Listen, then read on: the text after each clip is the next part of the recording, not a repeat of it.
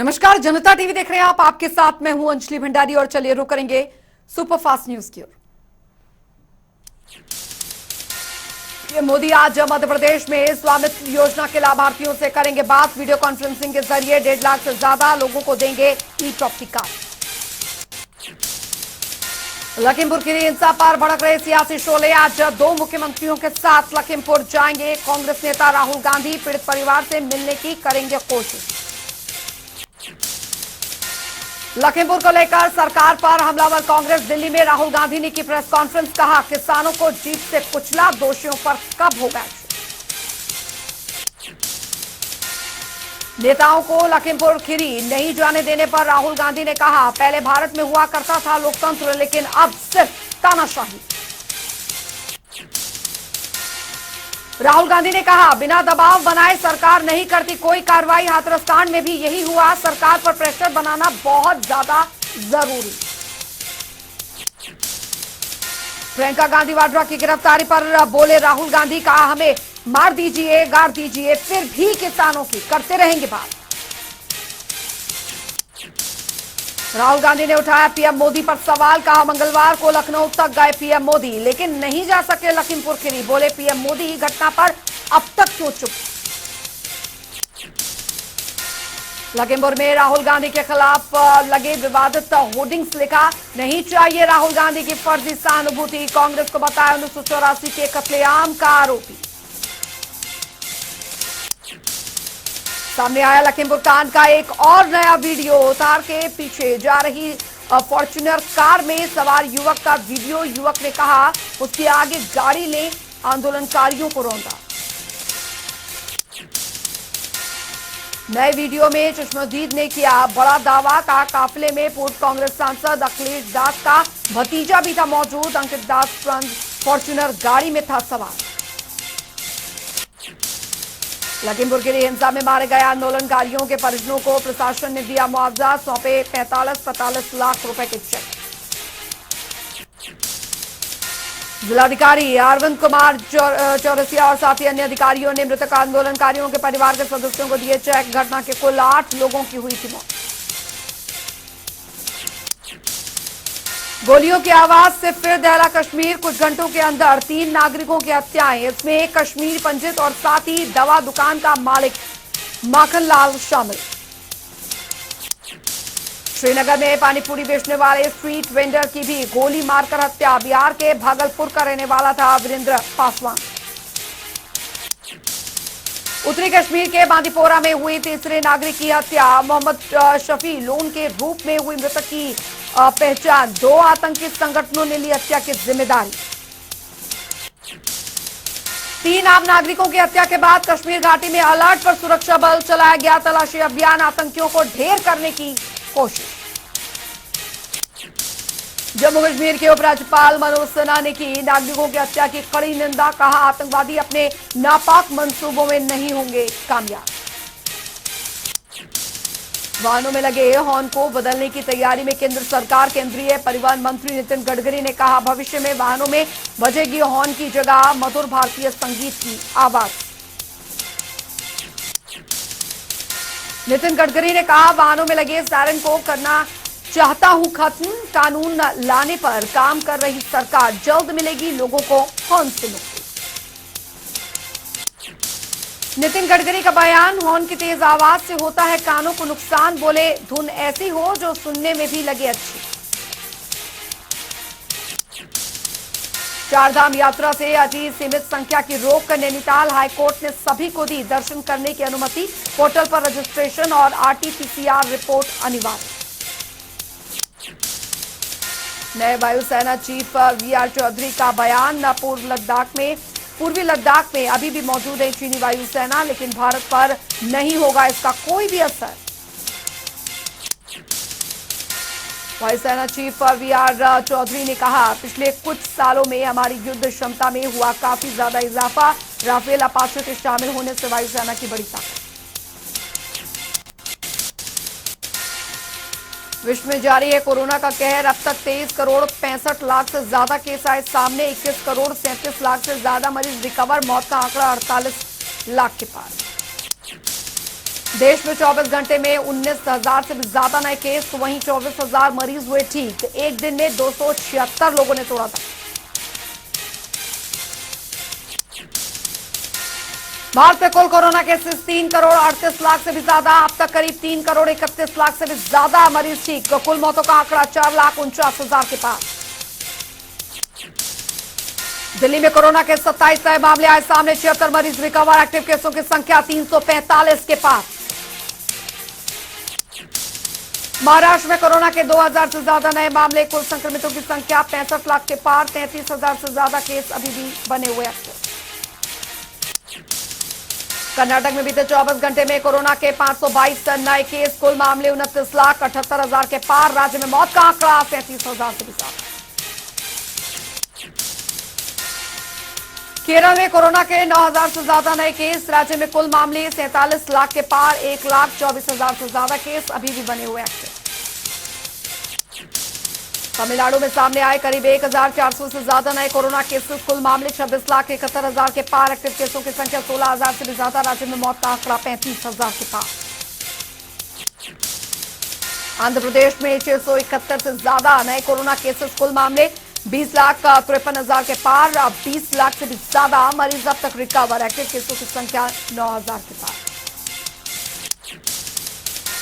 उत्तर प्रदेश में कोरोना के 20 नए मामले, कुल संक्रमण का आंकड़ा 17,09,000 के पार। एक्टिव केसों की संख्या 150 से भी ज्यादा, तो वहीं मौत का आंकड़ा 22,000 के पार।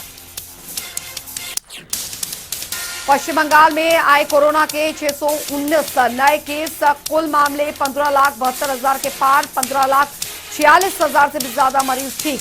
मौतों का आंकड़ा 18,000 के पार। बिहार में बीते 24 घंटे के भीतर कोरोना के 2 नए मामले, 4 मरीज हुए ठीक। 28 केस अभी भी बने हुए एक्टिव।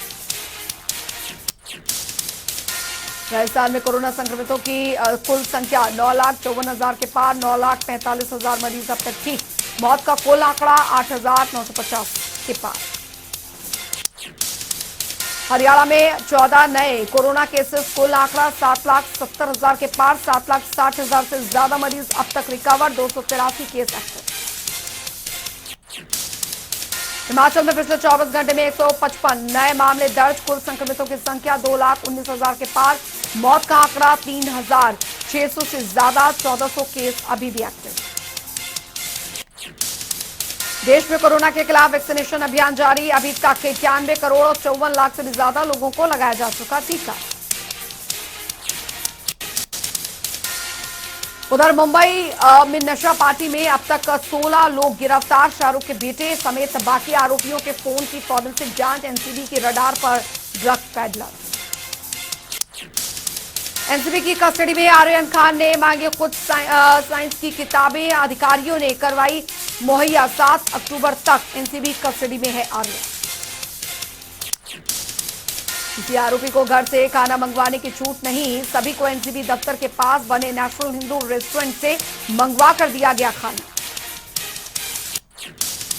ड्रग्स केस में जारी है एनसीबी की पूछताछ। आर्यन, अरबाज और श्रेयस नायर को आमने सामने बैठाकर एनसीबी ने दागे सवाल। नहीं रहे रामायण सीरियल में रावण का किरदार निभाने वाले एक्टर अरविंद त्रिवेदी। 82 साल की उम्र में लिया आखिरी सांस। लंबे समय से चल रही थी बीमारी। अरविंद त्रिवेदी के निधन के बाद बॉलीवुड की तमाम हस्तियों ने जताया शोक। 300 हिंदी और गुजराती फिल्मों में काम कर चुके हैं अरविंद त्रिवेदी। जनता पर महंगाई की चौतरफा मार। लगातार 5वें दिन बढ़े पेट्रोल डीजल के दाम। पेट्रोल के दामों में 30 पैसे की बढ़ोतरी, तो डीजल के दाम में 35 पैसे प्रति लीटर का इजाफा। तेल की कीमतों में हुई बढ़ोतरी के बाद अब दिल्ली में 102 रुपए 94 पैसे पर पेट्रोल के दाम, तो वहीं 91 रुपए 42 पैसे प्रति लीटर बिक रहा डीजल। मुंबई में 108 रुपए 96 पैसे प्रति लीटर बिक रहा पेट्रोल। 99 रुपए 17 पैसे हुए डीजल के दाम, जबकि कोलकाता में पेट्रोल 103 के पास। पेट्रोल डीजल की बढ़ती कीमतों के बीच अब आम आदमी को एक और झटका। घरेलू गैस सिलेंडर के दामों में हुआ 15 रुपए का इजाफा। कमर्शियल गैस सिलेंडर के दाम में कोई बदलाव नहीं। 2 महीनों से कम समय में चौथी बार हुआ घरेलू गैस सिलेंडर के दाम में इजाफा, जबकि 1 जनवरी से अब तक प्रति सिलेंडर 205 रुपए हुआ महंगा।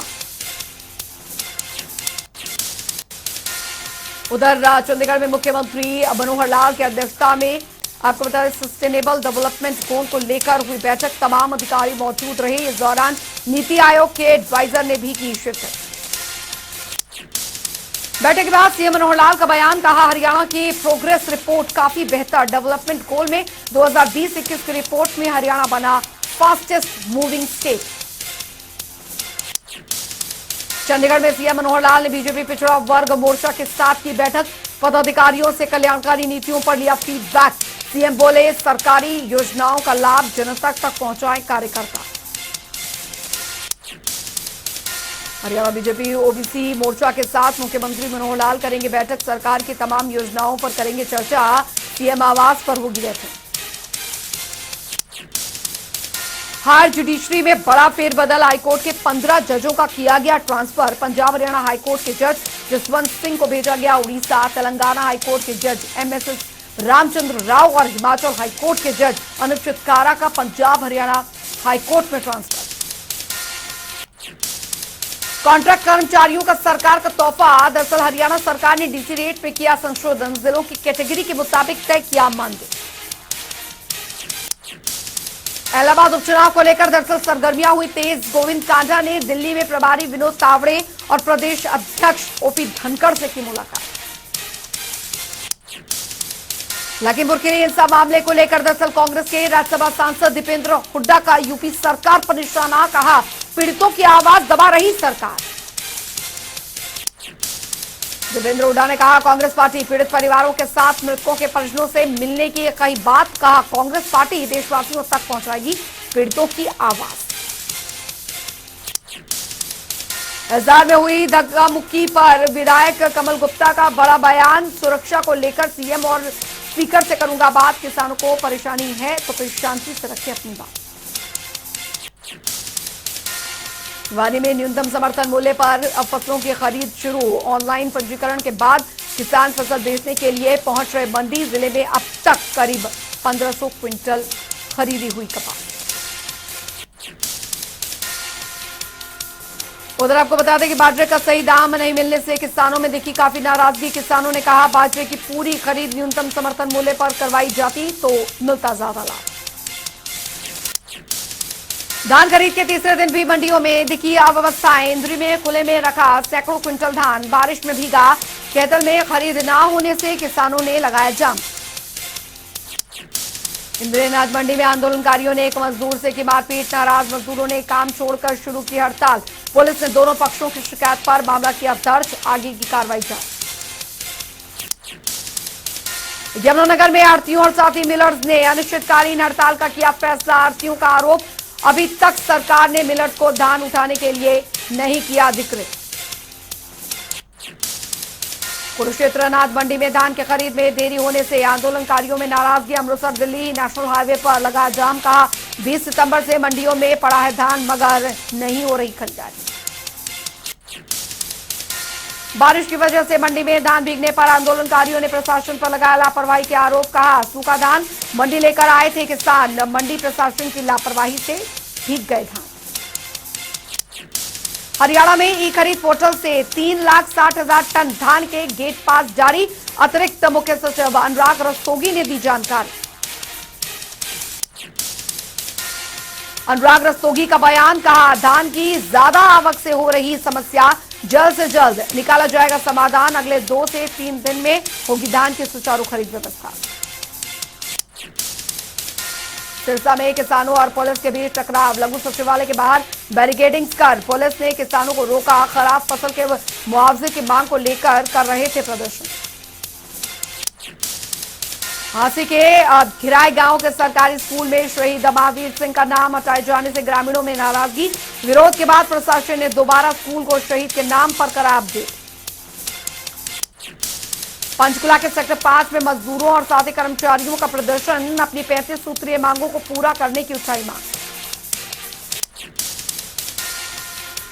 रानिया कन्या महाविद्यालय की छात्राओं ने नए भवन में कक्षाएं लगाने को लेकर किया प्रदर्शन, एसपी के नेतृत्व में दरअसल शहर में निकाला मार्च। छात्रों ने कहा जल्द से जल्द शुरू हो महाविद्यालय के नए भवन में कक्षाएं। मांगों को लेकर नायब तहसीलदार के पास पहुंचे सभी छात्र। तहसीलदार ने उन्हें जल्द नए भवन में कक्षाएं लगाने को लेकर दिया आश्वासन।